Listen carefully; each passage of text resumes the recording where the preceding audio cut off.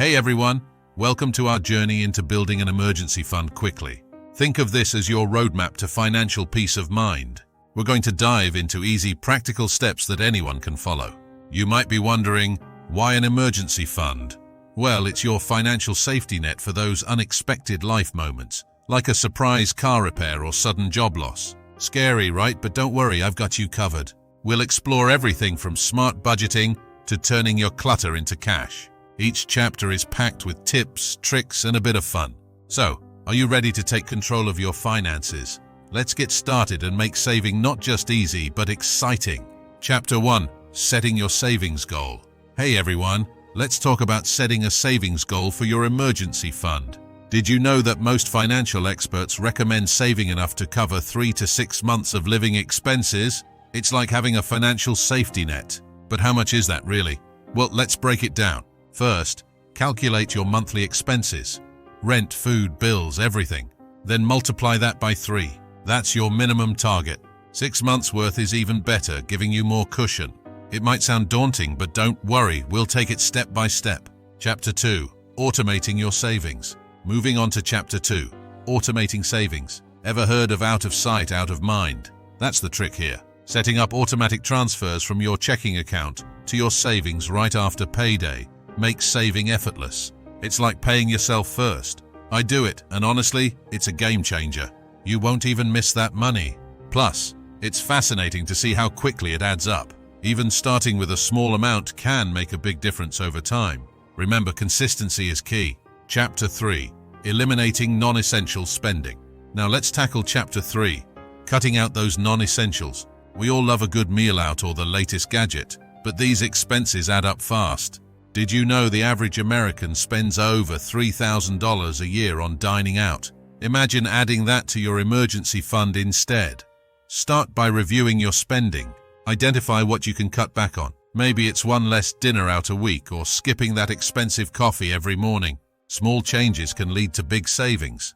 Chapter 4. Cutting major expenses. Chapter 4 is all about reducing big expenses. This might sound tough, but it's totally doable. For instance, switching to a cheaper phone plan can save you a couple of $100s a year. And what about cable TV? With so many cheaper streaming options available, do you really need it? I cut my cable and haven't looked back. It's all about finding those larger expenses you can trim down or even eliminate. Every dollar you save gets you closer to your emergency fund goal. Chapter 5. Using budgeting tools. Welcome to Chapter 5. It's all about using budgeting tools. Now I know budgeting might sound like a chore, but hear me out. It's actually pretty cool once you get the hang of it. Budgeting apps are lifesavers. They track your spending automatically and show you where your money's going. You'd be surprised how much you spend on things you don't even think about. A coffee here, an online subscription there, it adds up. By tracking, you can see where to cut back. And the best part? Most of these apps are free, so why not give it a try? Chapter 6. Selling unused items. Chapter 6 is a fun one, selling stuff you don't need. Look around. Got clothes you haven't worn in a year, an old bike gathering dust. These can be turned into cash. It's like a treasure hunt in your own home. Selling online through eBay, Facebook Marketplace, or apps like OfferUp is super easy. The average household has about $3,000 worth of unused items just lying around. Imagine adding that to your emergency fund. Plus, decluttering feels great. It's a win-win. Chapter 7. Earning extra income. Alright, let's dive into Chapter 7. Earning extra income. Think about your skills. Can you write, design, or code? Freelance work might be a great option. Websites like Upwork or Fiverr are good places to start. Or maybe you're great with pets. Dog walking or pet sitting can be a fun way to earn extra cash. Even an extra $100 a month makes a difference. Remember, this isn't forever, just until you reach your emergency fund goal. Chapter 8. Saving unexpected income. Chapter 8 is about making the most of unexpected money. This could be tax refunds, bonuses, or even birthday cash. It's tempting to splurge, but here's a thought. Put it in your emergency fund. You didn't count on having this money, so you won't miss it. This strategy can really boost your savings. For example, the average tax refund in the US is around $2,800. That's a significant chunk towards your emergency fund. Chapter 9. Limiting eating out. Hey there, welcome to Chapter 9. We're talking about cutting back on eating out. Did you know the average person spends about $230 a month on meals outside the home? That's a lot of dough, literally. So here's the deal. Try cooking at home more often.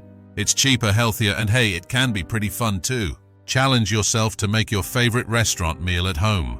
You might be surprised at how much you save and how good it tastes. Chapter 10: DIY and Home Cooking. Chapter 10 is all about embracing DIY and home cooking. It's not just about food, it's about finding cheaper ways to do things you usually pay for. Love coffee? Invest in a good coffee maker instead of hitting the cafe every day. Enjoy a spa day? Try homemade facials. These small changes make a big difference. And when it comes to home cooking, it's a game changer. Preparing your meals can save you a ton over time. Plus, it's a skill that'll benefit you for a lifetime. Chapter 11: Using Cashback Apps and Coupons. Now let's dive into Chapter 11, Using Cashback Apps and Coupons. Here's a fun fact. The average family can save up to $150 a year just by using coupons. And with cashback apps, you earn money for buying things you'd buy anyway. It's like getting paid to shop. Look for apps that give cash back on groceries, gas, and online shopping. Every little bit you save can go straight to your emergency fund. It's easy, and it adds up faster than you think.